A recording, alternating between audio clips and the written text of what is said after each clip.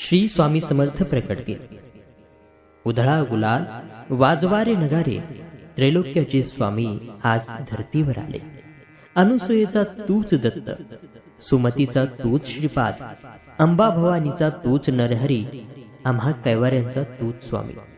अशक्य हे सारे करीतो शक्य, एका क्षणात भिवू नकोस मी पाठीशी आहे, असे सदा सांगे आम्हा. श्री स्वामी समर्थ महाराजांच्या प्रकट दिनाविषयीची खरी हकीकत. स्वामी समर्थ महाराज कधी आले, कुठून आले, ते कोण होते याबद्दल कोणालाच काही माहिती नाही. पण स्वामीसूत नावाचे त्यांचे एक अतिशय महान भक्त होऊन गेले. त्यांना स्वामी समर्थ आपला मुलगा मानायचे.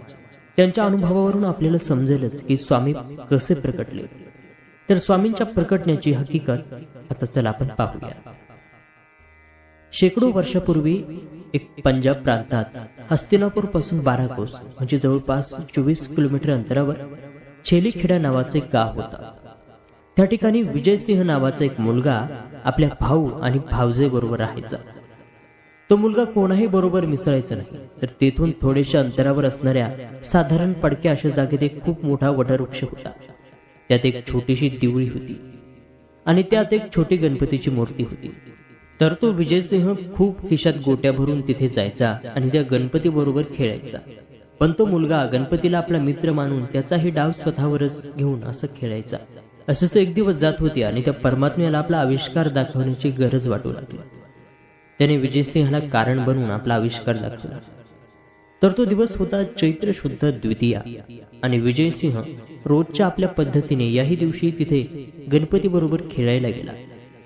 पण आज अचानक त्याच्या मनात आले की रोज आपणच खेळतोय आणि आज याने पण खेळायचे. सर्व गोट्या त्याने त्या मूर्तीसमोर टाकल्या आणि तो बोलला की बाप्पा, रोज मीच तुझा डाव खेळतोय, पण आज नाही, आज तूच खेळायचं. बस इतके शब्द त्याच्या तोंडातून निघले तेव्हा धरणी कंपित होऊ लागली. सर्वत्र ढग जमून अंधार होऊ लागला. वारे वेगाने वाहू लागले आणि कोणालाच काही कळेना की काय होतंय. पण काय करणार, ती अद्भुत शक्ती आज प्रकटणार होती आणि तिच्याच आगमनाची ही सूचना होती.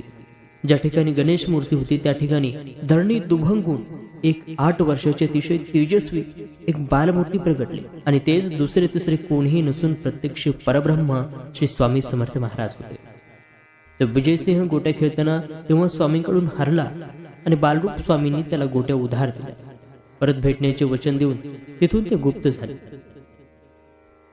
थोडक्यात स्वामींचा अवतार हा पंजाब प्रांतात हस्तिनापूर पासून 12 कोस जवळजवळ 24 किलोमीटर अंतरावर छेलीखेडा नावाच्या गावात वटवृक्षाच्या जवळ गणेश मूर्तीच्या शेजारी झाला. आता शंका ही उपस्थित होईल की ही गोष्ट कशी काय कळली. पण या गोष्टीचा उलगडा असा झाला, कोकणातील हरिभाऊ म्हणजे स्वामीसूत हे अक्कलकोटला आले होते आपल्या ऐहिक इच्छापूर्तीसाठी. तेव्हा तेथे काही दिवस ते वास्तव्याला होते आणि एक दिवस स्वामींनी त्यांना जवळ बोलावलं, मांडीवर घेतल्याने सांगितले की आजपासून तू माझा सूत झालास. सर्व घरदार सोडून दे आणि दर्या किनारी माझी ध्वजा उभी कर. हे ऐकून हरिभाऊंना रडू कोसळले, कारण ते इथे ऐहिक इच्छापूर्तीसाठी आले होते आणि महाराज तर सर्व सोडायला सांगताहेत. हे पाहून त्यांना थोडं रडू कोसळलं. तेव्हा स्वामी त्याला म्हणाले की रडतोस काय, माझे पोट बघ किती मोठे आहे, त्याच्यावर हात फिरव बघू. आणि ज्यावेळी हरिभाऊंनी तसे केले त्यांना ध्यान लागले आणि त्यामध्ये त्यांना आपले सगळे जन्म आठवू लागले आणि त्यातील त्यांना एक आपलाच जन्म आठवला, विजयसिंह. म्हणजे तिसरं कोणी नाही तर तो स्वतः स्वामी सुतांचाच पूर्व अवतार. आणि त्यानंतर सर्व गोष्टीचा उलगडा झाला. या गोष्टीला स्वतः स्वामींनी मान्यता दिली आहे. ती पुढील प्रमाणे म्हणतात की स्वामी प्रगट दिनाचा उत्सव स्वामीसूत महाराजांनी सुरू केला. ज्यावेळी स्वामीसूत महाराज हा उत्सव अक्कलकोट मध्ये करत होते तेव्हा भुजंगासारख्या भक्तांनी स्वामींना प्रश्न विचारला, स्वामीसूत हे काय करत आहेत. तेव्हा स्वामींचे उत्तर असे होते, माझा बाळ, मी सदैव ज्या दिवशी प्रकट झालो त्या प्रगटलेल्या दिवसाचा उत्सव साजरा करत आहे. नाना रेखे नावाचे अहमदनगरचे स्वामी भक्त होते. ते स्वामीसूतांच्या सांगण्यावरून अक्कलकोटला आले होते. तर ते पिंगळा ज्योतिष विद्येत पारंगत होते.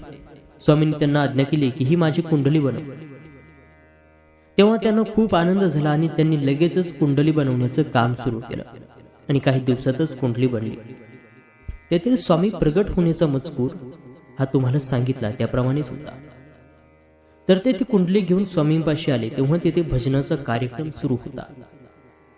तेव्हा स्वामींनी ती कुंडली भक्तांना सांगून माळ्यावर टाकायला सांगितली आणि ज्यावेळी कार्यक्रम संपला आणि परत स्वामींनी कुंडली आणण्याची आज्ञा केली तेव्हा त्या कुंडलीवर हळद, कुंकू, अक्षता, तुळस, फुले वगैरे वाहून सर्व देवतांनी त्या कुंडलीची पूजा केली होती.